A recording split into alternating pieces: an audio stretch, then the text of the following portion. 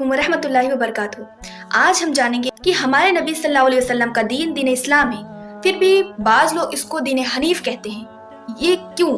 بعض لوگ دین اسلام کو بھی دین حنیف کہتے ہیں۔ اس کی وجہ یہ ہے کہ ہمارے نبی محمد صلی اللہ علیہ وسلم جو حضرت ابراہیم علیہ السلام کی نسل سے ہیں۔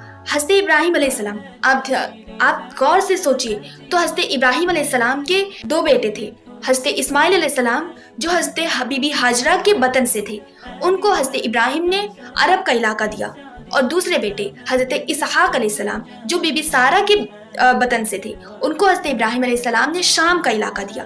تو حضرت اسماعیل علیہ السلام جن کو ابراہیم علیہ السلام نے عرب کا علاقہ دیا، ان کے 12 بیٹے ہوئے۔ 12 بیٹے میں سے ایک بیٹے جن کا نام قیدار تھا، بہت مشہور اور نامور تھے۔ قیدار کے بیٹے میں سے ان کے بھی بیٹے عدنان پیدا ہوئے، عدنان سے قصا پیدا ہوئے، اور قصا سے عبد مناف پیدا ہوئے، عبد مناف سے حضرت ہاشم پیدا ہوئے۔ حضرت ہاشم جو ہمارے نبی کے پردادا ہیں، ان سے عبد المطلب پیدا ہوئے جو ہمارے نبی کے دادا ہیں، اور حضرت عبد المطلب سے حضرت عبداللہ پیدا ہوئے جو ہمارے نبی محمد صلی اللہ علیہ وسلم کے ابو ہیں۔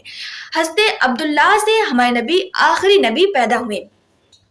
تو آپ صلی اللہ علیہ وسلم کا نسب جا کر حضرت ابراہیم علیہ السلام سے ملتا ہے۔ ابراہیم علیہ السلام کے دین کو لوگ دین حنیف کہتے تھے، ان کے دین کا نام دین حنیف تھا، اس لیے لوگ آج بھی ان کی نسب سے لیتے ہوئے دین اسلام کو بھی دین حنیف کہتے ہیں۔